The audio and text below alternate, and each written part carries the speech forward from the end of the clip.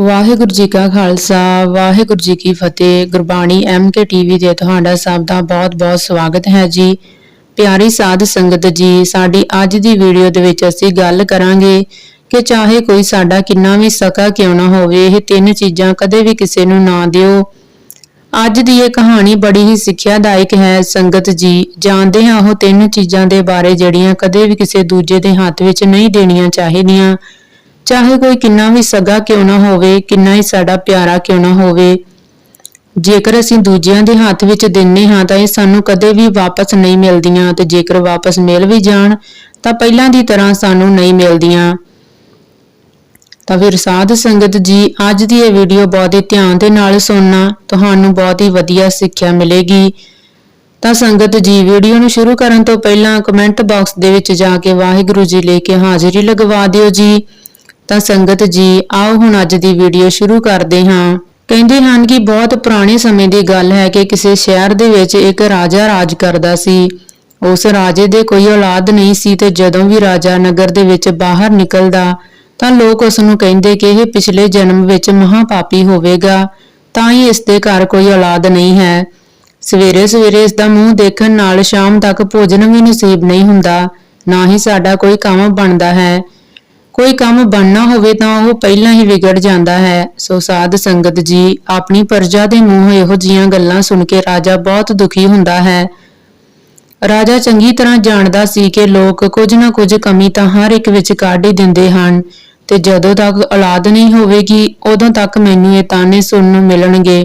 ਰਾਜਾ ਤੇ ਰਾਣੀ ਉਦਾਸ ਰਹਿਣ ਲੱਗੇ। ਇੱਕ ਦਿਨ ਰਾਜਾ ਆਪਣੀ ਰਾਣੀ ਦੇ ਨਾਲ ਮਹਿਲ ਵਿੱਚ ਟਹਿਲ ਰਿਹਾ ਸੀ, ਤੇ ਉਸਦੇ ਮਨ ਵਿੱਚ ਇਹ ਗੱਲ ਚੱਲ ਰਹੀ ਸੀ ਕਿ ਪਰਮਾਤਮਾ ਨੇ ਮੇਰੀ ਕਿਹੋ ਜਿਹੀ ਕਿਸਮਤ ਲਿਖੀ ਹੈ। ਜੇਕਰ ਤੂੰ ਰਾਜ ਭਾਗ ਦਿੱਤਾ ਹੈ ਤਾਂ ਰਾਜ ਨੂੰ ਚਲਾਉਣ ਵਾਲਾ, ਇਸ ਨੂੰ ਸਾਂਭਣ ਵਾਲਾ ਵੀ ਦੇਣਾ ਸੀ, ਤਾਂ ਅੱਜ ਸਾਡੀ ਇਹ ਦਸ਼ਾ ਨਾ ਹੁੰਦੀ। ਅਸੀਂ ਜਿੱਧਰ ਨੂੰ ਵੀ ਜਾਂਦੇ ਹਾਂ ਉਧਰ ਹੀ ਲੋਕ ਸਾਨੂੰ ਗੱਲਾਂ ਸੁਣਾਉਂਦੇ ਨੇ, ਸਾਡਾ ਦਿਲ ਛਲਣੀ ਹੋ ਜਾਂਦਾ ਹੈ। ਆਪਣੇ ਪਤੀ ਦੇ ਚਿਹਰੇ ਤੇ ਉਦਾਸੀ ਦੇਖ ਕੇ ਰਾਣੀ ਸਮਝ ਜਾਂਦੀ ਹੈ ਕਿ ਉਸ ਦਾ ਪਤੀ ਬਹੁਤ ਦੁਖੀ ਹੈ। ਰਾਣੀ ਹੱਥ ਜੋੜ ਕੇ ਪੁੱਛਦੀ ਹੈ, ਮਹਾਰਾਜ ਕੀ ਗੱਲ ਹੈ? ਤੁਸੀਂ ਮੈਨੂੰ ਪਰੇਸ਼ਾਨ ਨਜ਼ਰ ਆ ਰਹੇ ਹੋ, ਤੁਸੀਂ ਤਾਂ ਕਿਸੇ ਡੂੰਗੀ ਚਿੰਤਾ ਵਿੱਚ ਡੁੱਬੇ ਹੋ।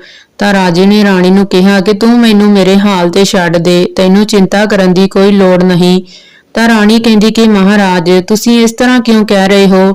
ਮੈਂ ਤੁਹਾਡੀ ਪਤਨੀ ਹਾਂ, ਤੁਹਾਡੇ ਉੱਪਰ ਮੇਰਾ ਪੂਰਾ ਅਧਿਕਾਰ ਹੈ, ਤੁਹਾਡੇ ਦੁੱਖ ਸੁੱਖ ਦੀ ਮੈਂ ਸਾਥੀ ਹਾਂ।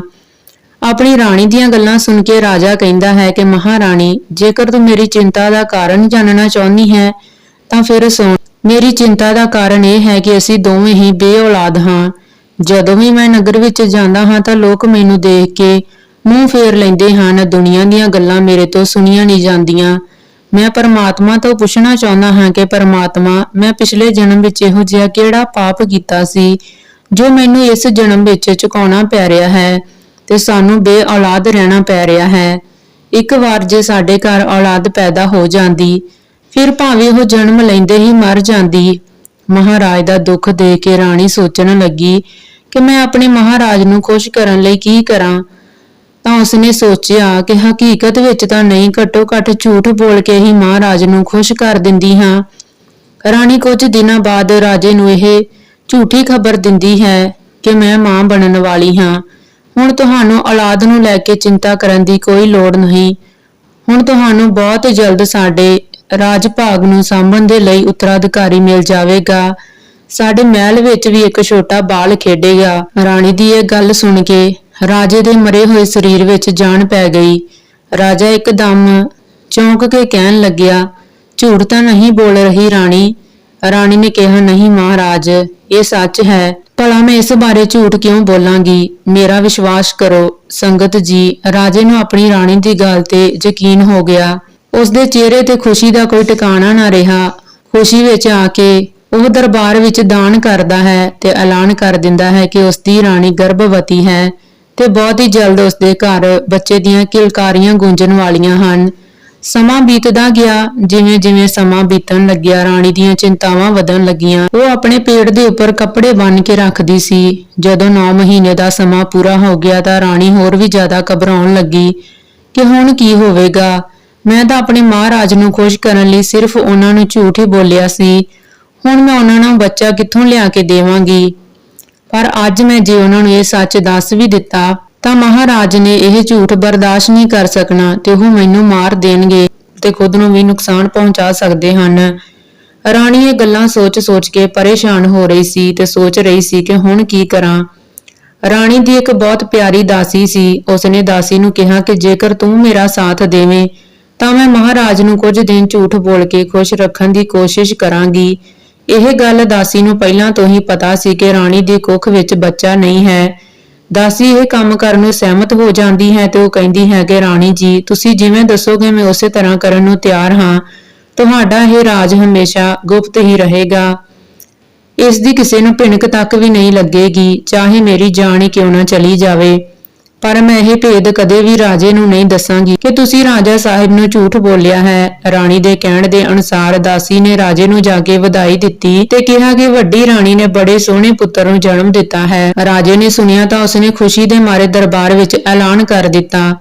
ਰਾਜਾ ਬੱਚੇ ਨੂੰ ਦੇਖਣ ਲਈ ਬਹੁਤ ਵਿਆਕੁਲ ਹੋ ਗਿਆ। ਰਾਜਾ ਇੱਕਦਮ ਆਪਣੇ ਪੁੱਤਰ ਨੂੰ ਦੇਖਣ ਲਈ ਮਹਿਲ ਵੱਲ ਭੱਜਿਆ ਜਾ ਰਿਹਾ ਸੀ। ਰਾਣੀ ਵੀ ਇਹ ਗੱਲ ਜਾਣਦੀ ਸੀ ਕਿ ਮਹਾਰਾਜ ਬੱਚੇ ਨੂੰ ਦੇਖਣ ਜ਼ਰੂਰ ਆਉਣਗੇ। ਇਸ ਲਈ ਰਾਣੀ ਨੇ ਪੰਡਤਾਂ ਨੂੰ ਪਹਿਲਾਂ ਹੀ ਬਹੁਤ ਸਾਰਾ ਧਨ ਦੇ ਕੇ ਇਹ ਕਹਿਣ ਲਈ ਮਜਬੂਰ ਕਰ ਦਿੱਤਾ ਕਿ ਤੁਸੀਂ ਰਾਜਾ ਸਾਹਿਬ ਨੂੰ ਇਹ ਕਹਿਣਾ ਹੈ ਕਿ ਤੁਸੀਂ ਅਜੇ ਬੱਚੇ ਦਾ ਮੂੰਹ ਨਹੀਂ ਦੇਖ ਸਕਦੇ। ਰਾਜੇ ਨੇ ਪੁੱਛਿਆ ਕਿ ਇਸ ਤਰ੍ਹਾਂ ਕਿਉਂ? ਪੰਡਤ ਨੇ ਕਿਹਾ ਕਿ ਮਹਾਰਾਜ ਜੇਕਰ ਤੁਸੀਂ ਇਸ ਬੱਚੇ ਦੇ ਦਰਸ਼ਨ ਕਰੋਗੇ ਤਾਂ ਤੁਹਾਡੇ ਉੱਪਰ ਬਹੁਤ ਵੱਡਾ ਦੋਸ਼ ਲੱਗ ਜਾਵੇਗਾ। ਬੱਚੇ ਦੇ ਪੁਰਾਣ ਵੀ ਸੰਕਟ ਵਿੱਚ ਪੈ ਸਕਦੇ ਹਨ। ਇਸ ਲਈ ਪੁੱਤਰ ਨੂੰ ਦੇਖਣ ਦੀ ਜਿੱਦ ਨਾ ਕਰੋ।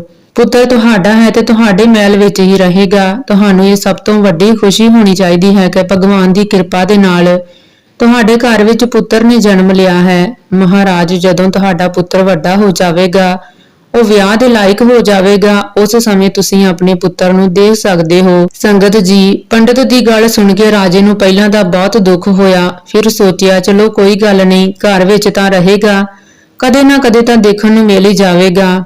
ਉਧਰ ਰਾਣੀ ਮਹਿਲ ਵਿੱਚ ਬੈਠ ਕੇ ਬਹੁਤ ਰੋਂਦੀ ਹੈ ਕਿ ਮੈਂ ਰਾਜੇ ਨੂੰ ਝੂਠੀ ਖੁਸ਼ੀ ਦੇ ਕੇ ਚੰਗਾ ਨਹੀਂ ਕੀਤਾ। ਪੁੱਤਰ ਦੇ ਵਿਆਹ ਤੱਕ ਤਾਂ ਮੈਂ ਬਚ ਜਾਵਾਂਗੀ, ਪਰ ਉਸ ਤੋਂ ਬਾਅਦ ਕੀ ਹੋਵੇਗਾ? ਇਹ ਸਭ ਸੋਚ ਕੇ ਰਾਣੀ ਦਾ ਕਲੇਜਾ ਕੰਬ ਰਿਹਾ ਸੀ। ਦਾਸੀ ਨੇ ਕਿਹਾ ਕਿ ਰਾਣੀ ਤੁਸੀਂ ਘਬਰਾਓ ਨਾ, ਪੁੱਤ ਦੇ ਜਵਾਨ ਹੋਣ ਤੱਕ ਤਾਂ ਤਸੱਲੀ ਰੱਖੋ, ਉਸ ਤੋਂ ਬਾਅਦ ਕੋਈ ਹੋਰ ਰਸਤਾ ਪਰਮਾਤਮਾ ਜ਼ਰੂਰ ਕੱਢ ਦੇਣਗੇ। ਇਧਰ ਸਮਾਂ ਲੰਘਦਾ ਰਿਹਾ, ਹੌਲੀ-ਹੌਲੀ 20 ਸਾਲ ਬੀਤ ਗਏ। ਇਧਰ ਰਾਜੇ ਨੂੰ ਲੱਗਿਆ ਕਿ ਹੁਣ ਸਾਡਾ ਪੁੱਤਰ ਜਵਾਨ ਹੋ ਗਿਆ ਹੈ।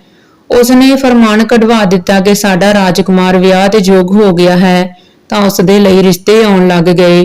ਕਈ ਰਾਜਾ, ਮਹਾਰਾਜਾ ਤੇ ਨਾਈ ਪੰਡਤ ਆਏ ਰਾਜੇ ਨਾਲ ਵਿਆਹ ਦੀ ਗੱਲਬਾਤ ਕਰਨ ਲਈ। ਕਹਿਣ ਲੱਗੇ ਕਿ ਮਹਾਰਾਜ ਤੁਸੀਂ ਆਪਣੇ ਰਾਜਕੁਮਾਰ ਨੂੰ ਦਿਖਾਓ ਤਾਂ ਸਹੀ, ਅਸੀਂ ਰਾਜਕੁਮਾਰ ਨਾਲ ਰਿਸ਼ਤਾ ਤੈਅ ਕਰਨ ਆਏ ਹਾਂ। ਤਾਂ ਰਾਜਾ ਤੁਰੰਤ ਆਪਣੀ ਰਾਣੀ ਦੇ ਕਮਰੇ ਵਿੱਚ ਪਹੁੰਚ ਜਾਂਦਾ ਤੇ ਬੋਲਿਆ, ਸਾਡੇ ਪੁੱਤਰ ਨੂੰ ਦੇਖਣ ਵਾਲੇ ਆਏ ਹਨ, ਜੇਕਰ ਤੂੰ ਕਹੀਂ ਤਾਂ ਮੈਂ ਵਿਆਹ ਲਈ ਹਾਂ ਕਰ ਦਵਾਂ। ਪੁੱਤ ਦਾ ਵਿਆਹ ਤਾਂ ਇੱਕ ਨਾ ਇੱਕ ਦਿਨ ਕਰਨਾ ਹੀ ਹੈ ਤੇ ਮੈਨੂੰ ਬੜੀ ਉਤਸੁਕਤਾ ਹੈ ਕਿ ਜਲਦੀ-ਜਲਦੀ ਮੇਰੇ ਪੁੱਤਰ ਦਾ ਵਿਆਹ ਹੋ ਜਾਵੇ ਤੇ ਮੈਂ ਉਸ ਦੇ ਦਰਸ਼ਨ ਦੀਦਾਰ ਕਰ ਸਕਾਂ। ਹੁਣ ਰਾਣੀ ਇਹ ਕਿਵੇਂ ਕਹਿ ਦੇਵੇ ਕਿ ਪੁੱਤਰ ਤਾਂ ਹੈ ਹੀ ਨਹੀਂ। ਹੁਣ ਰਾਣੀ ਨੇ ਬਹਾਨਾ ਬਣਾ ਦਿੱਤਾ ਤੇ ਝੂਠ ਬੋਲ ਦਿੱਤਾ, ਮਹਾਰਾਜ ਤੁਹਾਡੀ ਗੱਲ ਸਹੀ ਹੈ, ਕਿਉਂਕਿ ਰਿਸ਼ਤਾ ਕਰਨ ਵਾਲੇ ਆਏ ਹਨ ਤਾਂ ਉਹਨਾਂ ਨੂੰ ਲੜਕਾ ਦਾ ਦਿਖਾਉਣਾ ਹੀ ਪਵੇਗਾ, ਪਰ ਇੱਕ ਗੱਲ ਬਹੁਤ ਵੱਡੀ ਹੈ।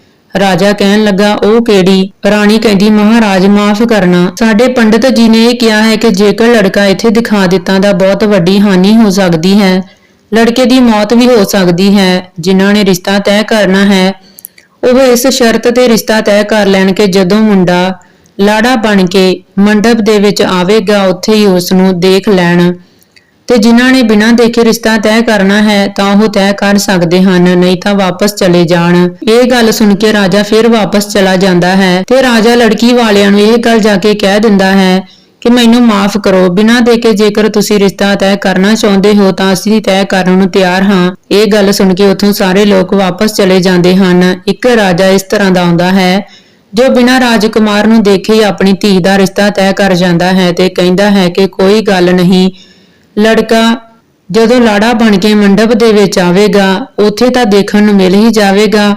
ਉਹ ਰਾਜਾ ਆਪਣੀ ਧੀ ਦਾ ਰਿਸ਼ਤਾ ਉਸ ਮੁੰਡੇ ਨਾਲ ਤੈਅ ਕਰਕੇ ਆਪਣੇ ਘਰ ਚਲਾ ਜਾਂਦਾ ਹੈ, ਜਿਸ ਮੁੰਡੇ ਦਾ ਅਜੇ ਜਨਮ ਵੀ ਨਹੀਂ ਸੀ ਹੋਇਆ। ਉਹ ਸਿਰਫ ਰਾਜੇ ਦੀਆਂ ਕਲਪਨਾਵਾਂ ਵਿੱਚ ਹੀ ਸੀ। ਉਧਰ ਘਰ ਜਾ ਕੇ ਰਾਜਾ ਵਿਆਹ ਦੀਆਂ ਤਿਆਰੀਆਂ ਕਰਨ ਲੱਗਦਾ ਹੈ। ਇਧਰ ਵੀ ਰਾਜਾ ਸਾਰੀ ਗੱਲ ਜਾ ਕੇ ਰਾਣੀ ਨੂੰ ਦੱਸਦਾ ਹੈ ਤੇ ਰਾਜੇ ਦੀ ਗੱਲ ਸੁਣ ਕੇ ਰਾਣੀ ਨੇ ਕੁਝ ਜਵਾਬ ਨਾ ਦਿੱਤਾ। ਬਾਅਦ ਵਿੱਚ ਰਾਣੀ ਕਹਿਣ ਲੱਗੀ ਕਿ ਤੁਸੀਂ ਵਿਆਹ ਦੀ ਤਿਆਰੀ ਕਰੋ। ਰਾਜਾ ਕੁਝ ਸਮਾਂ ਰਾਣੀ ਕੋਲ ਬੈਠ ਕੇ ਉਸ ਤੋਂ ਬਾਅਦ ਦਰਬਾਰ ਵਿੱਚ ਚਲਾ ਜਾਂਦਾ ਹੈ। ਰਾਣੀ ਦਾ ਮਨ ਬੜਾ ਉਦਾਸ ਹੁੰਦਾ ਹੈ। ਰਾਣੀ ਨੇ ਦਾਸੀ ਨੂੰ ਬੁਲਾਇਆ ਤੇ ਕਹਿਣ ਲੱਗੀ, ਹੁਣ ਤਾਂ ਮੇਰੇ ਪੁੱਤਰ ਦਾ ਵਿਆਹ ਵੀ ਤੈਅ ਹੋ ਗਿਆ ਹੈ ਤੇ ਤਰੀਕ ਵੀ ਤੈਅ ਹੋ ਗਈ ਹੈ। ਹੁਣ ਦੱਸ ਮੈਂ ਕੀ ਕਰਾਂ? ਇਸ ਗੱਲ ਨੂੰ ਮੈਂ ਕਿਸ ਤਰ੍ਹਾਂ ਛੁਪਾਵਾਂ? ਹੁਣ ਮੈਂ ਕਿਵੇਂ ਜਿੰਦਾ ਰਵਾਂਗੀ? ਮੈਂ ਇੰਨਾ ਵੱਡਾ ਝੂਠ ਕਿਉਂ ਬੋਲਿਆ? ਮੈਂ ਇਹ ਝੂਠ ਬੋਲ ਕੇ ਆਪਣੇ ਪਤੀ ਨੂੰ ਕਿਉਂ ਖੁਸ਼ ਕੀਤਾ? ਇਸ ਝੂਠ ਵਿੱਚ ਮੈਂ ਪੂਰੀ ਤਰ੍ਹਾਂ ਫਸ ਚੁੱਕੀ ਹਾਂ। ਸੰਗਤ ਜੀ, ਦਾਸੀ ਉਸ ਰਾਣੀ ਨੂੰ ਧੀਰਜ ਦਿਵਾਉਂਦੀ ਹੈ ਤੇ ਕਹਿੰਦੀ ਹੈ, ਜਦੋਂ ਤੁਸੀਂ ਝੂਠ ਬੋਲਿਆ ਤਾਂ ਪਰਮਾਤਮਾ ਨੂੰ ਪ੍ਰਾਰਥਨਾ ਕਰੋ ਕਿ ਤੁਹਾਡਾ ਝੂਠ ਫੜਿਆ ਨਾ ਜਾਵੇ। ਪਰਮਾਤਮਾ ਕੋਈ ਨਾ ਕੋਈ ਰਸਤਾ ਜ਼ਰੂਰ ਦਿਖਾਉਣਗੇ। ਉਧਰ ਵਿਆਹ ਦਾ ਦਿਨ ਵੀ ਆ ਜਾਂਦਾ ਹੈ ਤੇ ਰਾਜਾ ਵਿਆਹ ਦੀਆਂ ਤਿਆਰੀਆਂ ਦੇ ਵਿੱਚ ਜ਼ੋਰ-ਸ਼ੋਰ ਦੇ ਨਾਲ ਲੱਗਿਆ ਹੁੰਦਾ ਹੈ। ਰਾਜਾ ਰਾਣੀ ਨੂੰ ਕਹਿੰਦਾ ਕਿ ਆਪਣੇ ਪੁੱਤਰ ਨੂੰ ਲਾੜਾ ਬਣਾ ਕੇ ਤਿਆਰ ਕਰ, ਮੈਂ ਬਰਾਤ ਨੂੰ ਦੇਖਣਾ ਚਾਹੁੰਦਾ ਹਾਂ। ਇਧਰ ਰਾਣੀ ਦਾਸੀ ਕੋਲ ਬੈਠੀ ਰੋ ਰਹੀ ਸੀ ਤੇ ਕਹਿ ਰਹੀ ਸੀ ਕਿ ਹੁਣ ਮੈਂ ਕੀ ਕਰਾਂ। ਫਿਰ ਰਾਣੀ ਨੇ ਦਾਸੀ ਨੂੰ ਕਿਹਾ ਕਿ ਮੇਰੇ ਦਿਮਾਗ ਵਿੱਚ ਇੱਕ ਗੱਲ ਆਈ ਹੈ। ਹੁਣ ਜੋ ਵੀ ਹੋਵੇਗਾ ਉਹ ਦੇਖਿਆ ਜਾਵੇਗਾ। ਸਾਨੂੰ ਇਹ ਰਾਜ ਛੁਪਾ ਕੇ ਰੱਖਣਾ ਪਵੇਗਾ। ਤੂੰ ਇੱਕ ਕੰਮ ਕਰ, ਆਟੇ ਦਾ ਲਾੜਾ ਬਣਾ ਕੇ ਉਸ ਨੂੰ ਸਜਾ ਕੇ ਤੇ ਪਾਲਕੀ ਵਿੱਚ ਬਿਠਾ ਦੇ ਤੇ ਸਾਰਿਆਂ ਨੂੰ ਕਹਿ ਕਿ ਪਾਲਕੀ ਨੂੰ ਰਸਤੇ ਵਿੱਚ ਕਿਸੇ ਨੇ ਵੀ ਨਹੀਂ ਦੇਖਣਾ ਤੇ ਨਾ ਹੀ ਖੋਲਣਾ ਹੈ। ਦਾਸੀ ਆਟੇ ਦਾ ਲਾੜਾ ਬਣਾ ਕੇ ਉਸ ਨੂੰ ਸਜਾ ਕੇ ਪਾਲਕੀ ਵਿੱਚ ਬਿਠਾ ਦਿੰਦੀ ਹੈ ਤੇ ਪਾਲਕੀ ਨੂੰ ਚਾਰੋਂ ਪਾਸਿਆਂ ਤੋਂ ਬੰਦ ਕਰ ਦਿੰਦੀ ਹੈ। ਇਧਰ ਮਹਾਰਾਜ ਬਰਾਤ ਲੈ ਕੇ ਚੱਲ ਪੈਂਦੇ ਹਨ। ਬਰਾਤ ਚੱਲਦੇ ਚੱਲਦੇ ਕਾਫੀ ਦੂਰ ਤੱਕ ਆ ਜਾਂਦੀ ਹੈ ਤੇ ਸਾਰੇ ਥੱਕ ਵੀ ਜਾਂਦੇ ਹਨ। ਸੋਚਦੇ ਹਨ ਕਿ ਇੱਥੇ ਹੀ ਜੰਗਲ ਵਿੱਚ ਥੋੜੀ ਦੇਰ ਆਰਾਮ ਕਰ ਲੈਂਦੇ ਹਾਂ। ਰਾਜੇ ਨੇ ਬਰਾਤੀਆਂ ਨੂੰ ਆਦੇਸ਼ ਦਿੱਤਾ ਕਿ ਪਾਲਕੀ ਨੂੰ ਇੱਥੇ ਹੀ ਰੱਖ ਦਿਓ ਤੇ ਆਰਾਮ ਕਰੋ, ਬਾਅਦ ਵਿੱਚ ਫਿਰ ਅੱਗੇ ਵਧਾਂਗੇ। ਸੇਵਕਾਂ ਨੇ ਪਾਲਕੀ ਨੂੰ ਦਰਖਤ ਦੇ ਕੋਲ ਰੱਖ ਦਿੱਤਾ। ਜਿਸ ਦਰਖਤ ਦੇ ਕੋਲ ਪਾਲਕੀ ਰੱਖੀ ਹੋਈ ਸੀ ਉੱਥੇ ਇੱਕ ਖੱਡ ਵੀ ਸੀ। ਇਸ ਦੇ ਵਿੱਚ ਇੱਕ ਇਛਾਧਾਰੀ ਨਾਗ ਅਤੇ ਨਾਗਿਨ ਦਾ ਜੋੜਾ ਰਿਹਾ ਕਰਦਾ ਸੀ। ਨਾਗਿਨ ਨੇ ਜਦੋਂ ਪਾਲਕੀ ਦੇਖੀ ਤੇ ਆਪਣੇ ਪਤੀ ਨਾਗ ਨੂੰ ਕਹਿਣ ਲੱਗੀ ਕਿ ਇਹ ਕਿਸ ਤਰ੍ਹਾਂ ਦੀ ਬਰਾਤ ਹੈ? ਇਸ ਵਿੱਚ ਲਾੜਾ ਤਾਂ ਹੈ ਹੀ ਨਹੀਂ। ਇਸ ਵਿੱਚ ਤਾਂ ਆਟੇ ਦਾ ਲਾੜਾ ਬਣਾ ਕੇ ਰੱਖਿਆ ਹੋਇਆ ਹੈ। ਸੰਗਤ ਜੀ, ਇਹ ਗੱਲ ਨਾਗਿਨ ਨੇ ਆਪਣੇ ਪਤੀ ਨਾਗ ਨੂੰ ਦੱਸੀ ਤੇ ਕਹਿਣ ਲੱਗੀ ਕਿ ਕਿਹੋ ਜਿਹੀ ਬਰਾਤ ਹੈ। ਜਦੋਂ ਇਹ ਬਰਾਤ ਲਾੜੀ ਕੋਲ ਪਹੁੰਚੇਗੀ ਤਾਂ ਇਹਨਾਂ ਦਾ ਕੀ ਹਾਲ ਹੋਵੇਗਾ। ਇੰਨਾ ਵੱਡਾ ਹਨੇਰਾ ਤਾਂ ਮੈਂ ਅੱਜ ਤੱਕ ਨਹੀਂ ਦੇਖਿਆ ਜੋ ਬਿਨਾਂ ਲਾੜੇ ਦੇ ਬਰਾਤ ਜਾ ਰਹੀ ਹੈ। ਨਾਗ ਕਹਿਣ ਲੱਗਾ, ਮੈਨੂੰ ਵਿਸ਼ਵਾਸ ਨਹੀਂ ਹੋ ਰਿਹਾ, ਤੂੰ ਝੂਠ ਬੋਲ ਰਹੀ ਹੈ। ਮੈਨੂੰ ਦਿਖਾ। ਜਦੋਂ ਨਾਗ ਨੇ ਉਸ ਪਾਲਕੀ ਨੂੰ ਦੇਖਿਆ ਤਾਂ ਉਸ ਵਿੱਚ ਸੱਚਮੁੱਚ ਹੀ ਲਾੜਾ ਨਹੀਂ ਸੀ, ਸਗੋਂ ਆਟੇ ਦਾ ਲਾੜਾ ਬਣਾ ਕੇ ਰੱਖਿਆ ਹੋਇਆ ਸੀ। ਇਹ ਸਭ ਦੇਖ ਕੇ ਉਹ ਦੋਵੇਂ ਆਪਣੇ ਖੱਡ ਵਿੱਚ ਵਾਪਸ ਚਲੇ ਜਾਂਦੇ ਨੇ। ਉੱਥੇ ਪਹੁੰਚ ਕੇ ਨਾਗ ਨਾਗਿਨ ਨੂੰ ਕਹਿੰਦਾ ਹੈ ਕਿ ਜੇਕਰ ਮੈਂ ਇਸ ਰਾਜੇ ਦੇ ਵਿਆਹ ਮੰਡਪ ਤੱਕ ਇਸ ਦੀ ਸ਼ੋਭਾ ਵਧਾ ਦੇਵਾਂ ਤਾਂ ਨਾਗਿਨ ਕਹਿਣ ਲੱਗੀ, ਤੁਸੀਂ ਕੀ ਕਰਨਾ ਚਾਹੁੰਦੇ ਹੋ? ਮੈਂ ਕੁਝ ਸਮਝੀ ਨਹੀਂ। ਤਾਂ ਨਾਗ ਕਹਿੰਦਾ ਕਿ ਮੈਂ ਇਹ ਕਹਿਣਾ ਚਾਹੁੰਦਾ ਹਾਂ ਕਿ ਜੇਕਰ ਤੇਰੀ ਇੱਛਾ ਹੋਵੇ ਤਾਂ ਮੈਂ ਇਸ ਆਟੇ ਦੇ ਲਾੜੇ ਵਿੱਚ ਜਾ ਕੇ ਬੈਠ ਜਾਂਦਾ ਹਾਂ, ਆਪਣਾ ਰੂਪ ਬਦਲ ਕੇ ਇਸ ਰਾਜੇ ਦਾ ਲੜਕਾ ਬਣ ਕੇ, ਲਾੜਾ ਬਣ ਕੇ ਮੈਂ ਇਸ ਦੀ ਇੱਜ਼ਤ ਬਚਾ ਲਵਾਂਗਾ। ਹੁਣ ਤੂੰ ਹੀ ਦੱਸ, ਜੇਕਰ ਇਹ ਰਾਜਾ ਬਿਨਾਂ ਲਾੜੇ ਦੇ ਬਰਾਤ ਲੈ ਕੇ ਜਾਵੇਗਾ, ਜਦੋਂ ਉੱਥੇ ਜਾ ਕੇ ਪਾਲਕੀ ਖੁੱਲੇਗੀ ਤਾਂ ਉਸ ਵਿੱਚੋਂ ਲਾੜਾ ਨਹੀਂ ਨਿਕਲੇਗਾ ਤਾਂ ਰਾਜੇ ਦੀ ਕਿੰਨੀ ਵੱਡੀ ਬਦਨਾਮੀ ਹੋਵੇਗੀ।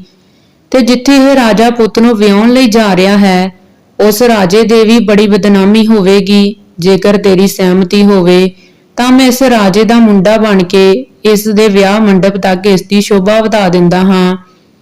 ਆਪਣੇ ਪਤੀ ਦੀ ਗੱਲ ਸੁਣ ਕੇ ਨਾਗਿਨ ਕਹਿਣ ਲੱਗੀ, ਮਹਾਰਾਜ, ਮੈਨੂੰ ਤੁਹਾਡੇ ਤੇ ਭਰੋਸਾ ਹੈ, ਪਰ ਮੈਨੂੰ ਡਰ ਹੈ ਕਿ ਤੁਸੀਂ ਲਾੜੇ ਦਾ ਭੇਸ ਬਣਾ ਕੇ ਰਾਜੇ ਦੀ ਧੀ ਨਾਲ ਜਦੋਂ ਵਿਆਹ ਕਰੋਗੇ ਤਾਂ ਤੁਸੀਂ ਉਸ ਦੇ ਪ੍ਰੇਮ ਜਾਲ ਵਿੱਚ ਫਸ ਜਾਓਗੇ ਤੇ ਮੈਨੂੰ ਭੁੱਲ ਜਾਓਗੇ। ਨਾਗ ਕਹਿਣ ਲੱਗਾ, ਤੂੰ ਮੇਰੇ ਤੇ ਵਿਸ਼ਵਾਸ ਕਰ, ਤੂੰ ਮੇਰੀ ਪਤਨੀ ਹੈ। ਅਸੀਂ ਨਾਗਵੰਸ਼ੀ ਹਾਂ, ਸਾਨੂੰ ਇਸ ਨਾਲ ਕੋਈ ਮਤਲਬ ਨਹੀਂ। ਅਸੀਂ ਸਿਰਫ ਇਸ ਰਾਜੇ ਦੀ ਇੱਜ਼ਤ ਬਚਾਉਣੀ ਹੈ, ਇਸ ਲਈ ਮੈਂ ਥੋੜਾ ਜ਼ੋਰ ਲਗਾ ਕੇ ਤੈਨੂੰ ਕਹਿ ਰਿਹਾ ਹਾਂ। ਜੇਕਰ ਮੈਂ ਨਾ ਗਿਆ ਤਾਂ ਦੋਵੇਂ ਰਾਜਿਆਂ ਦੀ ਬਹੁਤ ਬਦਨਾਮੀ ਹੋਵੇਗੀ ਤੇ ਕੁਝ ਵੀ ਵਾਪਰ ਸਕਦਾ ਹੈ। ਤੂੰ ਮੇਰਾ ਵਿਸ਼ਵਾਸ ਕਰ। ਕੱਲ ਜਦੋਂ ਬਰਾਤ ਵਾਪਸ ਆਏਗੀ ਤਾਂ ਇੱਥੇ ਸਥਾਨ ਤੇ ਜਦੋਂ ਆਵੇਗੀ ਤਾਂ ਮੈਂ ਤੇਰੇ ਕੋਲ ਵਾਪਸ ਆ ਜਾਵਾਂਗਾ। ਆਪਣੇ ਪਤੀ ਦੀ ਗੱਲ ਸੁਣ ਕੇ ਨਾਗਿਨ ਨੇ ਕਿਹਾ, ਮਹਾਰਾਜ, ਜੇਕਰ ਇਸ ਤਰ੍ਹਾਂ ਦੀ ਗੱਲ ਹੈ ਤਾਂ ਤੁਸੀਂ ਚਲੇ ਜਾਓ, ਮੈਂ ਤੁਹਾਨੂੰ ਨਹੀਂ ਰੋਕਾਂਗੀ। ਨਾਗਿਨ ਨੇ ਆਪਣੇ ਪਤੀ ਨੂੰ ਆਗਿਆ ਦਿੱਤੀ। ਤਾਂ ਉਹ ਪਾਲਕੀ ਵਿੱਚ ਰੂਪ ਬਦਲ ਕੇ ਬੈਠ ਜਾਂਦਾ ਹੈ। ਕੁਝ ਦੇਰ ਬਾਅਦ ਬਰਾਤ ਜਦੋਂ ਅੱਗੇ ਚੱਲਦੀ ਹੈ ਤੇ ਉਹ ਸੇਵਕ ਪਾਲਕੀ ਨੂੰ ਉਠਾ ਕੇ ਅੱਗੇ ਚੱਲਦੇ ਹਨ ਤਾਂ ਸਿੱਧੇ ਮੰਡਪ ਵਿੱਚ ਪਹੁੰਚ ਜਾਂਦੇ ਹਨ। ਉਹ ਰਾਜੇ ਨੇ ਬਰਾਤ ਦੀ ਬਹੁਤ ਚੰਗੀ ਸੇਵਾ ਕੀਤੀ। ਜਦੋਂ ਵਿਆਹ ਦਾ ਸਮਾਂ ਹੋਇਆ ਤਾਂ ਰਾਜੇ ਨੇ ਕਿਹਾ, ਰਾਜਾ ਸਾਹਿਬ ਤੁਹਾਡਾ ਮੁੰਡਾ ਕਿੱਥੇ ਹੈ? ਉਸ ਨੂੰ ਪਾਲਕੀ ਤੋਂ ਹੇਠਾਂ ਉਤਾਰੋ। ਤੁਸੀਂ ਕਿਹਾ ਸੀ ਕਿ ਲੜਕੇ ਦੀ ਪਾਲਕੀ ਮੰਡਪ ਵਿੱਚ ਹੀ ਖੁੱਲੇਗੀ, ਤਾਂ ਮੰਡਪ ਵੀ ਤਿਆਰ ਹੈ। ਹੁਣ ਤੁਸੀਂ ਆਪਣੇ ਬੇਟੇ ਨੂੰ ਪਾਲਕੀ ਵਿੱਚੋਂ ਬਾਹਰ ਕੱਢੋ ਤਾਂ ਜੋ ਵਿਆਹ ਦੀਆਂ ਰਸਮਾਂ ਪੂਰੀਆਂ ਕੀਤੀਆਂ ਜਾ ਸਕਣ। ਜਦੋਂ ਪਾਲਕੀ ਨੂੰ ਖੁਲਵਾਇਆ ਗਿਆ ਤਾਂ ਉਸ ਵਿੱਚੋਂ ਇੱਕ ਬੜਾ ਹੀ ਸੋਹਣਾ ਲਾੜਾ ਨਿਕਲਦਾ ਹੈ। ਰਾਜੇ ਦੀਆਂ ਅੱਖਾਂ ਅੱਡੀਆਂ ਦੀਆਂ ਅੱਡੀਆਂ ਰਹਿ ਗਈਆਂ। ਰਾਜਾ ਬਹੁਤ ਖੁਸ਼ ਹੋਇਆ ਤੇ ਸੋਚਣ ਲੱਗਾ ਕਿ ਇਸ ਦਾ ਮਤਲਬ ਹੈ ਕਿ ਰਾਣੀ ਸਾਡੇ ਪੁੱਤਰ ਨੂੰ ਇਸ ਲਈ ਨਹੀਂ ਦਿਖਾਉਣਾ ਚਾਹੁੰਦੀ ਸੀ ਕਿ ਸਾਡਾ ਪੁੱਤਰ ਇੱਕਦਮ ਚੰਦਰਮਾ ਦੇ ਸਮਾਨ ਸੋਹਣਾ ਹੈ। ਰਾਜਾ ਆਪਣੇ ਪੁੱਤਰ ਨੂੰ ਦੇਖ ਕੇ ਬਹੁਤ ਖੁਸ਼ ਹੁੰਦਾ ਹੈ। ਉਧਰ ਉਸ ਲੜਕੀ ਦੇ ਪਿਤਾ ਨੇ ਜਦੋਂ ਉਸ ਲਾੜੇ ਨੂੰ ਦੇਖਿਆ ਤਾਂ ਉਹ ਬਹੁਤ ਖੁਸ਼ ਹੁੰਦਾ ਹੈ ਤੇ ਉਸ ਦੇ ਬਾਅਦ ਵਿਆਹ ਦੀਆਂ ਸਾਰੀਆਂ ਰਸਮਾਂ ਪੂਰੀਆਂ ਹੁੰਦੀਆਂ ਹਨ। ਉਸ ਨਾਗ ਦਾ ਵਿਆਹ ਉਸ ਰਾਜੇ ਦੀ ਧੀ ਦੇ ਨਾਲ ਹੋ ਜਾਂਦਾ ਹੈ। ਵਿਆਹ ਤੋਂ ਬਾਅਦ ਉਸ ਨਾਗ ਨੇ ਆਪਣੇ ਪਿਤਾ ਨੂੰ ਕਿਹਾ ਕਿ ਪਿਤਾ ਜੀ, ਹੁਣ ਸਾਡੀ ਪਾਲਕੀ ਅਲੱਗ-ਅਲੱਗ ਹੋਣੀ ਚਾਹੀਦੀ ਹੈ। ਮੇਰੀ ਪਤਨੀ ਦੀ ਪਾਲਕੀ ਅਲੱਗ ਹੋਣੀ ਚਾਹੀਦੀ ਹੈ। ਤੇ ਰਾਜੇ ਨੇ ਕਿਹਾ, ਬੇਟਾ ਜੀ, ਇਹ ਕਿੰਨੀ ਕੁ ਵੱਡੀ ਗੱਲ ਹੈ, ਅਸੀਂ ਤੁਹਾਡੇ ਲਈ ਅਲੱਗ-ਅਲੱਗ ਪਾਲਕੀਆਂ ਸਜਾ ਦਿੰਦੇ ਹਾਂ। ਰਾਜੇ ਨੇ ਹੁਕਮ ਦਿੱਤਾ ਕਿ ਸਾਡੇ ਬੇਟੇ ਦੀ ਪਾਲਕੀ ਅਲੱਗ ਤਿਆਰ ਕੀਤੀ ਜਾਵੇ ਤੇ ਉਸ ਦੀ ਪਤਨੀ ਦੀ ਪਾਲਕੀ ਅਲੱਗ ਤਿਆਰ ਕੀਤੀ ਜਾਵੇ। ਇਸ ਤਰ੍ਹਾਂ ਦੂਸਰੀ ਪਾਲਕੀ ਤਿਆਰ ਕਰਵਾਈ ਜਾਂਦੀ ਹੈ। ਸੇਵਕ ਪਾਲਕੀ ਨੂੰ ਚੁੱਕ ਕੇ ਚੱਲਣ ਲੱਗਦੇ ਨੇ। ਉਸ ਦੇ ਪਿੱਛੇ ਬਰਾਤ ਚੱਲਦੀ ਹੈ। ਚੱਲਦੇ ਉਸੇ ਜਗ੍ਹਾ ਤੇ ਪਹੁੰਚ ਜਾਂਦੇ ਹਨ ਜਿੱਥੇ ਉਹਨਾਂ ਨੇ ਆਉਂਦੇ ਸਮੇਂ ਆਰਾਮ ਕੀਤਾ ਸੀ। ਉਧਰ ਉਹ ਨਾਗਣ ਵੀ ਆਪਣੇ ਪਤੀ ਦਾ ਇੰਤਜ਼ਾਰ ਕਰ ਰਹੀ ਸੀ। ਉਹ ਦੇਖਦੀ ਹੈ ਕਿ ਬਰਾਤ ਵੀ ਆ ਚੁੱਕੀ ਹੈ। ਰਾਜਕੁਮਾਰ ਜੋ ਨਾਗ ਬਣ ਕੇ ਆਪਣੀ ਪਤਨੀ ਨਾਗਣ ਨੂੰ ਮਿਲਣ ਜਾਂਦਾ ਹੈ ਤੇ ਮਿਲ ਕੇ ਬਹੁਤ ਖੁਸ਼ ਹੁੰਦਾ ਹੈ। ਕਹਿੰਦਾ ਕਿ ਮੈਂ ਰਾਜੇ ਦੀ ਇੱਜ਼ਤ ਬਚਾ ਲਈ ਹੈ ਤੇ ਮੈਂ ਵਿਆਹ ਮੰਡਪ ਦੀ ਸ਼ੋਭਾ ਵੀ ਵਧਾ ਦਿੱਤੀ ਹੈ ਤੇ ਮੈਂ ਵਿਆਹ ਵੀ ਕਰਵਾ ਲਿਆ ਹੈ। ਦੂਸਰੀ ਪਤਨੀ ਪਾਲਕੀ ਵਿੱਚ ਬੈਠੀ ਹੈ। ਇਹ ਸੁਣ ਕੇ ਨਾਗਣ ਖੁਸ਼ ਹੁੰਦੀ ਹੈ। ਨਾਗਣ ਨੇ ਕਿਹਾ, ਠੀਕ ਹੈ ਮਹਾਰਾਜ, ਤੁਸੀਂ ਬਹੁਤ ਚੰਗਾ ਕੰਮ ਕੀਤਾ ਹੈ ਕਿ ਤੁਸੀਂ ਇਹਨਾਂ ਦੀ ਇੱਜ਼ਤ ਬਚਾ ਲਈ, ਪਰ ਹੁਣ ਤੁਸੀਂ ਕਿਤੇ ਨਹੀਂ ਜਾਓਗੇ, ਤੁਸੀਂ ਇੱਥੇ ਹੀ ਮੇਰੇ ਕੋਲ ਰਹੋਗੇ। ਨਾਗ ਕਹਿੰਦਾ ਹੈ ਕਿ ਥੋੜੀ ਸੋਚ ਵਿਚਾਰ ਕਰ, ਮੈਂ ਤੇਰੇ ਤੋਂ ਆਗਿਆ ਚਾਹੁੰਦਾ ਹਾਂ, ਥੋੜੀ ਜਿਹੀ ਆਗਿਆ ਹੋਰ ਦੇ। ਤੇ ਨਾਗਣ ਕਹਿੰਦੀ ਹੈ ਕਿ ਕਿਹੋ ਜਿਹੀ ਆਗਿਆ? ਨਾਗ ਕਹਿੰਦਾ ਹੈ ਕਿ ਮੈਂ ਇਸ ਰਾਜੇ ਦੀ ਇੱਜ਼ਤ ਤਾਂ ਬਚਾ ਲਈ, ਹੁਣ ਇਹ ਨਵੀਂ ਨਵੇਲੀ ਲਾੜੀ ਜਿਹੜੀ ਆਈ ਹੈ, ਇਹ ਜਦੋਂ ਆਪਣੇ ਸਹੁਰੇ ਘਰ ਜਾਵੇਗੀ, ਜਦੋਂ ਇਸ ਨੂੰ ਉੱਥੇ ਆਪਣਾ ਪਤੀ ਨਹੀਂ ਮਿਲੇਗਾ ਤਾਂ ਫਿਰ ਇਸ ਦਾ ਕੀ ਹਾਲ ਹੋਵੇਗਾ। ਮੈਂ ਇਸ ਗੱਲ ਨੂੰ ਸੋਚ ਕੇ ਬੜਾ ਦੁਖੀ ਹੋ ਰਿਹਾ ਹਾਂ। ਇਸ ਲਈ ਮੈਂ ਤੈਨੂੰ ਕਹਿਣਾ ਚਾਹੁੰਦਾ ਹਾਂ ਕਿ ਮੈਂ ਇਸ ਬਰਾਤ ਦੇ ਨਾਲ ਜਾਣਾ ਚਾਹੁੰਦਾ ਹਾਂ। ਤਾਂ ਨਾਗਣ ਗੁੱਸੇ ਵਿੱਚ ਆ ਜਾਂਦੀ ਹੈ ਤੇ ਕਹਿੰਦੀ ਹੈ ਕਿ ਤੁਸੀਂ ਮੈਨੂੰ ਸਿਰਫ ਇੰਨਾ ਹੀ ਕਰਨ ਲਈ ਕਿਹਾ ਸੀ ਕਿ ਤੁਸੀਂ ਬਰਾਤ ਦੀ ਸ਼ੋਭਾ ਵਧਾਓਗੇ, ਇਹ ਤੁਸੀਂ ਕਰ ਚੁੱਕੇ ਹੋ, ਹੁਣ ਮੈਂ ਤੁਹਾਨੂੰ ਕਿਤੇ ਨਹੀਂ ਜਾਣ ਦੇਵਾਂਗੀ। ਤਾਂ ਨਾਗ ਕਹਿੰਦਾ ਹੈ ਕਿ ਮੈਨੂੰ ਸਿਰਫ 2 ਦਿਨ ਦਾ ਸਮਾਂ ਦੇ, ਮੈਂ ਵਾਪਸ ਆ ਜਾਵਾਂਗਾ। ਜਦੋਂ ਇਹ ਲੜਕੀ ਆਪਣੇ ਪੇਕੇ ਘਰ ਚਲੀ ਜਾਵੇਗੀ ਤਾਂ ਮੈਂ ਤੇਰੇ ਕੋਲ ਵਾਪਸ ਆ ਜਾਵਾਂਗਾ। ਤੂੰ ਮੇਰੀ ਗੱਲ ਦਾ ਯਕੀਨ ਕਰ, ਮੈਂ ਤੈਨੂੰ ਧੋਖਾ ਨਹੀਂ ਦੇਵਾਂਗਾ। ਇਸ ਤਰ੍ਹਾਂ ਨਾਗ ਆਪਣੀ ਨਾਗਣ ਨੂੰ ਸਮਝਾ ਕੇ ਉਸ ਤੋਂ ਆਗਿਆ ਲੈ ਕੇ ਲਾੜਾ ਬਣ ਕੇ ਫਿਰ ਉਸੇ ਹੀ ਪਾਲਕੀ ਵਿੱਚ ਜਾ ਕੇ ਬੈਠ ਜਾਂਦਾ ਹੈ। ਇੱਧਰ ਰਾਣੀ ਮੰਦਿਰ ਵਿੱਚ ਜਾ ਕੇ ਪਰਮਾਤਮਾ ਅੱਗੇ ਪ੍ਰਾਰਥਨਾ ਕਰਕੇ ਰੋ ਰਹੀ ਹੁੰਦੀ ਹੈ ਕਿ ਪਰਮਾਤਮਾ ਮੇਰੀ ਰੱਖਿਆ ਕਰੋ, ਮੇਰੀ ਲਾਜ ਬਚਾਓ। ਮੈਂ ਆਪਣੇ ਪਤੀ ਨੂੰ ਖੁਸ਼ ਕਰਨ ਲਈ ਝੂਠ ਬੋਲਿਆ ਸੀ, ਪਰ ਮੈਨੂੰ ਨਹੀਂ ਪਤਾ ਸੀ ਕਿ ਇਹ ਗੱਲ ਇੱਥੋਂ ਤੱਕ ਪਹੁੰਚ ਜਾਵੇਗੀ। ਹੁਣ ਤੁਸੀਂ ਹੀ ਮੇਰੀ ਲਾਜ ਬਚਾਓ, ਨਹੀਂ ਤਾਂ ਮੈਂ ਮਰ ਜਾਵਾਂਗੀ। ਇਸ ਤਰੀਕੇ ਨਾਲ ਪੂਰੀ ਰਾਤ ਰਾਣੀ ਮੰਦਿਰ ਵਿੱਚ ਰੋਂਦੀ ਰਹਿੰਦੀ ਹੈ। ਜਦੋਂ ਦਿਨ ਚੜ੍ਹਿਆ ਤਾਂ ਰਾਣੀ ਇਕੱਲੀ ਉਸ ਮੰਦਿਰ ਵਿੱਚ ਬੈਠੀ ਰੋ ਰਹੀ ਸੀ। ਇਹ ਗੱਲ ਸਿਰਫ ਦਾਸੀ ਨੂੰ ਹੀ ਪਤਾ ਸੀ ਕਿ ਰਾਣੀ ਕਿੱਥੇ ਹੈ, ਹੋਰ ਕਿਸੇ ਨੂੰ ਵੀ ਨਹੀਂ ਸੀ ਪਤਾ। ਇੱਧਰ ਰਾਜਾ ਆਪਣੇ ਨੂੰਹ ਤੇ ਪੁੱਤਰ ਦੀ ਪਾਲਕੀ ਨੂੰ ਲੈ ਕੇ ਆਪਣੇ ਘਰ ਆਉਂਦਾ ਹੈ ਤੇ ਦਰਬਾਰ ਵਾਲਿਆਂ ਨੇ ਰਾਣੀ ਦੇ ਪੁੱਤ ਨੂੰ ਦੇਖਿਆ ਤਾਂ ਸਾਰੇ ਲੋਕ ਦੇਖ ਕੇ ਬਹੁਤ ਖੁਸ਼ ਹੋਣ ਲੱਗੇ ਤੇ ਸੋਚਣ ਲੱਗੇ ਕਿ ਰਾਣੀ ਇਸ ਲਈ ਆਪਣੇ ਪੁੱਤਰ ਨੂੰ ਨਹੀਂ ਦਿਖਾਉਣਾ ਚਾਹੁੰਦੀ ਸੀ ਕਿਉਂਕਿ ਉਸ ਦਾ ਪੁੱਤ ਬਹੁਤ ਸੋਹਣਾ ਹੈ। ਇੱਧਰ ਜਦੋਂ ਦਾਸੀ ਨੂੰ ਇਹ ਗੱਲ ਪਤਾ ਲੱਗਦੀ ਹੈ ਤਾਂ ਉਹ ਇਹ ਗੱਲ ਸੁਣ ਕੇ ਬਹੁਤ ਹੈਰਾਨ ਹੋ ਜਾਂਦੀ ਹੈ। ਜਦੋਂ ਜਾ ਕੇ ਦੇਖਦੀ ਹੈ ਕਿ ਪਾਲਕੀ ਵਿੱਚ ਰਾਜੇ ਦਾ ਪੁੱਤਰ ਵੀ ਆਇਆ ਹੈ ਤਾਂ ਦੇਖ ਕੇ ਬਹੁਤ ਖੁਸ਼ ਹੋ ਜਾਂਦੀ ਹੈ। ਉਹ ਜਾ ਕੇ ਰਾਣੀ ਨੂੰ ਇਹ ਸਾਰੀ ਗੱਲ ਦੱਸਦੀ ਹੈ। ਦਾਸੀ ਦੇ ਮੂੰਹੋਂ ਇਹ ਗੱਲ ਸੁਣ ਕੇ ਉਹ ਵਾਰ-ਵਾਰ ਪਰਮਾਤਮਾ ਨੂੰ ਧੰਨਵਾਦ ਕਰਨ ਲੱਗਦੀ ਹੈ ਤੇ ਬਾਅਦ ਵਿੱਚ ਦਾਸੀ ਦੇ ਨਾਲ ਘਰ ਆ ਜਾਂਦੀ ਹੈ। ਆਪਣੀ ਨੂੰਹ ਨੂੰ ਬੜੇ ਆਦਰ ਸਤਿਕਾਰ ਦੇ ਨਾਲ ਘਰ ਦੇ ਅੰਦਰ ਲੈ ਕੇ ਜਾਂਦੀ ਹੈ।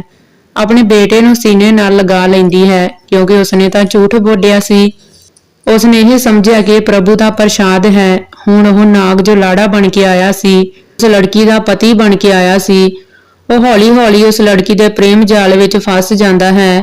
2 ਦਿਨ ਦਾ ਕਹਿ ਕੇ ਆਇਆ ਸੀ ਤੇ ਉਸ ਨੂੰ 2 ਮਹੀਨੇ ਲੱਗ ਜਾਂਦੇ ਨੇ, ਪਰ ਉਹ ਵਾਪਸ ਆਪਣੀ ਨਾਗਣ ਕੋਲ ਨਹੀਂ ਜਾਂਦਾ।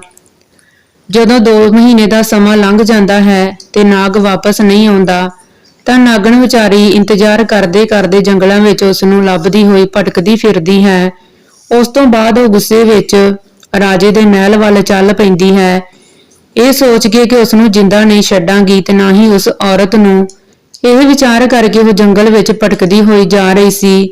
ਉਧਰ ਨਾਗ ਜਾਣਦਾ ਸੀ ਕਿ ਨਾਗਣ ਉਸ ਨੂੰ ਲੱਭਦੀ ਹੋਈ ਇੱਥੇ ਜ਼ਰੂਰ ਆਵੇਗੀ, ਇਸ ਲਈ ਉਸਨੇ ਆਪਣੇ ਪਿਤਾ ਨੂੰ ਰਾਜ ਮਹਿਲ ਦੇ ਚਾਰੇ ਪਾਸੇ ਵੱਡੀ ਸਾਰੀ ਖੱਡ ਪਟਵਾ ਦਿੱਤੀ ਤੇ ਉਸ ਵਿੱਚ ਪਾਣੀ ਭਰਵਾ ਦਿੱਤਾ। ਰਾਜੇ ਨੇ ਇਸ ਦਾ ਕਾਰਨ ਪੁੱਛਿਆ ਤਾਂ ਉਸਨੇ ਕਿਹਾ ਕਿ ਇਹ ਮਹਿਲ ਦੀ ਸੁਰੱਖਿਆ ਲਈ ਹੈ। ਨਾਗ ਨੂੰ ਲੱਗਿਆ ਕਿ ਹੁਣ ਨਾਗਣ ਸ਼ਾਇਦ ਮਹਿਲ ਦੇ ਅੰਦਰ ਨਹੀਂ ਆ ਸਕੇਗੀ ਤੇ ਉਹ ਇਸ ਲੜਕੀ ਦੇ ਪ੍ਰੇਮ ਵਿੱਚ ਇਸ ਕਦਰ ਫਸ ਗਿਆ ਕਿ ਉਹ ਉੱਥੋਂ ਜਾਣਾ ਨਹੀਂ ਚਾਹੁੰਦਾ ਸੀ। ਉਹ ਸੋਚਦਾ ਸੀ ਕਿ ਉਹ ਇਸ ਦੇ ਨਾਲ ਹੀ ਹੁਣ ਆਪਣੀ ਪੂਰੀ ਜ਼ਿੰਦਗੀ ਬਿਤਾਵੇਗਾ ਤੇ ਇੱਥੇ ਜੋ ਮੇਰੇ ਮਾਂ-ਬਾਪ ਨੇ ਉਹ ਮੈਨੂੰ ਕਿੰਨਾ ਪਿਆਰ ਕਰਦੇ ਹਨ, ਜੇਕਰ ਮੈਂ ਚਲਾ ਗਿਆ ਤਾਂ ਇਹ ਲੋਕ ਕਿਸ ਤਰ੍ਹਾਂ ਰਹਿਣਗੇ। ਇਸ ਕਰਕੇ ਉਹ ਨਿਸ਼ਚਿਤ ਕਰ ਲੈਂਦਾ ਹੈ ਕਿ ਉਹ ਰਾਜ ਮਹਿਲ ਵਿੱਚ ਹੀ ਰਹੇਗਾ। ਇਧਰ ਉਹ ਨਾਗਣ ਉਸ ਕੁੜੀ ਨੂੰ ਦੱਸਣ ਲਈ ਰਾਜੇ ਦੇ ਮਹਿਲ ਦੇ ਕੋਲ ਆਉਂਦੀ ਹੈ ਤਾਂ ਉਸਨੇ ਦੇਖਿਆ ਕਿ ਮਹਿਲ ਦੇ ਚਾਰੇ ਪਾਸੇ ਖੱਡ ਪੁੱਟੀ ਹੋਈ ਤੇ ਉਸ ਵਿੱਚ ਪਾਣੀ ਵੀ ਭਰਿਆ ਹੋਇਆ ਹੈ। ਉਹ ਸਮਝ ਗਈ ਕਿ ਇਹ ਜਾਲ ਉਸਦੇ ਪਤੀ ਨੇ ਵਿਛਾਇਆ ਹੈ, ਪਰ ਫਿਰ ਵੀ ਉਹ ਕਿਵੇਂ ਨਾ ਕਿਵੇਂ ਕਰਕੇ ਮਹਿਲ ਦੇ ਅੰਦਰ ਪਹੁੰਚ ਜਾਂਦੀ ਹੈ। ਨਾਗਣ ਜਦੋਂ ਅੰਦਰ ਪਹੁੰਚਦੀ ਹੈ ਤਾਂ ਉਹ ਆਪਣੇ ਪਤੀ ਨੂੰ ਉਸ ਲੜਕੀ ਦੇ ਨਾਲ ਦੇਖ ਕੇ ਬਹੁਤ ਗੁੱਸੇ ਵਿੱਚ ਆ ਜਾਂਦੀ ਹੈ ਤੇ ਸੋਚਣ ਲੱਗਦੀ ਹੈ ਕਿ ਕਿਉਂ ਨਾ ਮੈਂ ਇਹਨਾਂ ਦੋਵਾਂ ਨੂੰ ਡਸ ਲਵਾਂ ਤੇ ਮਾਰ ਦੇਵਾਂ। ਪਰ ਫਿਰ ਉਹ ਸੋਚਦੀ ਹੈ ਕਿ ਜੋੜੀ ਕਿੰਨੀ ਸੋਹਣੀ ਲੱਗਦੀ ਹੈ, ਮੈਂ ਇਸ ਜੋੜੀ ਨੂੰ ਕਿਵੇਂ ਖਤਮ ਕਰਾਂ। ਜੇ ਮੈਂ ਆਪਣੇ ਪਤੀ ਨੂੰ ਮਾਰਿਆ ਤਾਂ ਇਸ ਕੁੜੀ ਦਾ ਕੀ ਹਾਲ ਹੋਵੇਗਾ। ਜੇ ਮੈਂ ਇਸ ਕੁੜੀ ਨੂੰ ਡੰਗਿਆ ਤੇ ਕੁੜੀ ਮਰ ਗਈ ਤੇ ਹੋ ਸਕਦਾ ਹੈ ਇਸ ਤੇ ਪ੍ਰੇਮ ਵਿੱਚ ਫਸੇ ਹੋਣ ਕਰਕੇ ਮੇਰਾ ਪਤੀ ਵੀ ਆਤਮ ਹੱਤਿਆ ਕਰ ਲਵੇ। ਕਿਸੇ ਨੇ ਸੱਚ ਹੀ ਕਿਹਾ ਹੈ ਕਿ ਮਨੁੱਖ ਨੂੰ ਆਪਣੀ ਜ਼ਿੰਦਗੀ ਵਿੱਚ ਕੁਝ ਸਾਵਧਾਨੀਆਂ ਬਣਾ ਕੇ ਰੱਖਣੀਆਂ ਚਾਹੀਦੀਆਂ ਨੇ, ਚਾਹੇ ਕੋਈ ਕਿੰਨਾ ਵੀ ਸਕਾ ਕਿਉਂ ਨਾ ਹੋਵੇ। ਇਹ 3 ਚੀਜ਼ਾਂ ਕਦੇ ਵੀ ਉਸ ਦੇ ਹੱਥ ਨਹੀਂ ਦੇਣੀਆਂ ਚਾਹੀਦੀਆਂ। ਨੰਬਰ 1, ਔਰਤ ਨੂੰ ਆਪਣਾ ਪਤੀ ਦੂਸਰੀ ਔਰਤ ਨੂੰ ਨਹੀਂ ਦੇਣਾ ਚਾਹੀਦਾ ਤੇ ਮਰਦ ਨੂੰ ਆਪਣੀ ਔਰਤ ਕਿਸੇ ਦੂਸਰੇ ਮਰਦ ਨੂੰ ਨਹੀਂ ਦੇਣੀ ਚਾਹੀਦੀ, ਤਾਂ ਇਹ ਵਾਪਸ ਨਹੀਂ ਮਿਲਣਗੇ।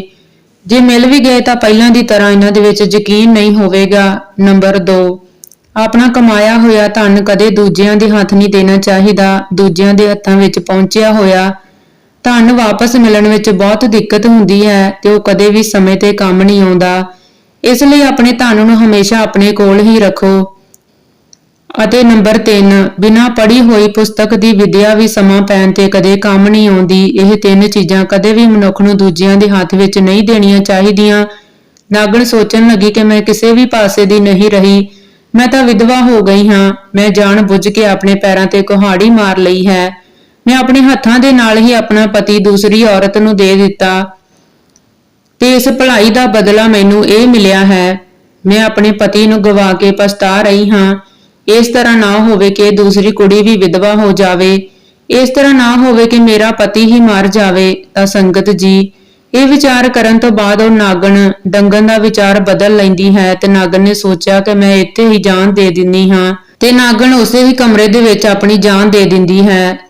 ਜਦੋਂ ਸਵੇਰ ਹੁੰਦੀ ਹੈ ਤੇ ਉਹ ਨਾਗ ਆਪਣੀ ਨਾਗਣ ਨੂੰ ਮਰੇ ਹੋਏ ਦੇਖਦਾ ਹੈ ਤੇ ਆਪਣੀ ਨਾਗਣ ਨੂੰ ਮਰਿਆ ਹੋਇਆ ਦੇਖ ਕੇ ਅੰਦਰੋਂ ਬਹੁਤ ਦੁਖੀ ਹੁੰਦਾ ਹੈ, ਰੋਣ ਲੱਗਦਾ ਹੈ, ਪਛਤਾਉਣ ਲੱਗਦਾ ਹੈ। ਉਸ ਨੂੰ ਚੁੱਕ ਕੇ ਵਾਰ-ਵਾਰ ਇੱਕ ਸ਼ਬਦ ਕਹਿਣ ਲੱਗਦਾ ਹੈ ਕਿ ਮੈਨੂੰ ਮਾਫ ਕਰ ਦੇ, ਮੈਥੋਂ ਭੁੱਲ ਹੋ ਗਈ। ਮੈਨੂੰ ਪਤਾ ਸੀ ਕਿ ਤੂੰ ਮਰ ਜਾਵੇਂਗੀ, ਪਰ ਮਰਦੇ ਹੋਏ ਤੂੰ ਮੈਨੂੰ ਕੁਝ ਕਿਹਾ ਵੀ ਨਹੀਂ। ਗਲਤੀ ਤਾਂ ਸਾਰੀ ਮੇਰੀ ਹੈ ਜੋ ਮੈਂ ਇਸ ਕੁੜੀ ਦੇ ਪਿਆਰ ਵਿੱਚ ਪੈ ਕੇ ਤੈਨੂੰ ਭੁਲਾ ਦਿੱਤਾ, ਪਰ ਤੂੰ ਆਪਣਾ ਫਰਜ਼ ਨਿਭਾਇਆ। ਤੂੰ ਸਾਡੇ ਦੋਹਾਂ ਵਿੱਚੋਂ ਕਿਸੇ ਨੂੰ ਵੀ ਮਾਰਨ ਦੀ ਨਹੀਂ ਸੋਚ। ਉਸ ਨਾਗਣ ਨੂੰ ਗਰਦਨ ਵਿੱਚ ਪਾ ਕੇ ਉਹ ਲੜਕਾ ਜੋ ਕਿ ਨਾਗ ਸੀ ਪਾਗਲਾਂ ਵਾਂਗ ਇੱਧਰ-ਉੱਧਰ ਘੁੰਮਣ ਲੱਗਾ ਤੇ ਇੱਧਰ-ਉੱਧਰ ਭਟਕਣ ਲੱਗਾ। ਤਾਂ ਸੰਗਤ ਜੀ, ਇਸ ਕਹਾਣੀ ਤੋਂ ਸਾਨੂੰ ਇਹ ਸਿੱਖਿਆ ਮਿਲਦੀ ਹੈ ਕਿ ਸਾਨੂੰ ਕਦੇ ਵੀ ਕਿਸੇ ਤੇ ਅੱਖਾਂ ਬੰਦ ਕਰਕੇ ਯਕੀਨ ਨਹੀਂ ਕਰਨਾ ਚਾਹੀਦਾ। ਇਹ ਨਾ ਹੋਵੇ ਕਿ ਸਾਨੂੰ ਬਾਅਦ ਵਿੱਚ ਬਹੁਤ ਜ਼ਿਆਦਾ ਪਛਤਾਉਣਾ ਪਵੇ, ਕਿਉਂਕਿ ਬਾਅਦ ਵਿੱਚ ਪਛਤਾਉਣ ਦਾ ਕੋਈ ਵੀ ਫਾਇਦਾ ਨਹੀਂ ਹੁੰਦਾ। ਤਾਂ ਪਹਿਲਾਂ ਹੀ ਸੋਚ ਸਮਝ ਕੇ ਫੈਸਲਾ ਕਰਨਾ ਚਾਹੀਦਾ ਹੈ। ਤਾਂ ਸੰਗਤ ਜੀ, ਜੇਕਰ ਇਹ ਵੀਡੀਓ ਤੁਹਾਨੂੰ ਵਧੀਆ ਲੱਗੇ ਤਾਂ ਇਸ ਵੀਡੀਓ ਨੂੰ ਵੱਧ ਤੋਂ ਵੱਧ ਲਾਈਕ ਅਤੇ ਸ਼ੇਅਰ ਕਰ ਦੇਣਾ ਤੇ ਜੇਕਰ ਸਾਡੇ ਚੈਨਲ ਤੇ ਨਵੇਂ ਆਏ ਹੋ ਤਾਂ ਸਾਡੇ ਚੈਨਲ ਨੂੰ ਜਰੂਰ ਸਬਸਕ੍ਰਾਈਬ ਕਰ ਲੈਣਾ ਜੀ। ਵਾਹਿਗੁਰੂ ਜੀ ਕਾ ਖਾਲਸਾ ਵਾਹਿਗੁਰੂ ਜੀ ਕੀ ਫਤਿਹ।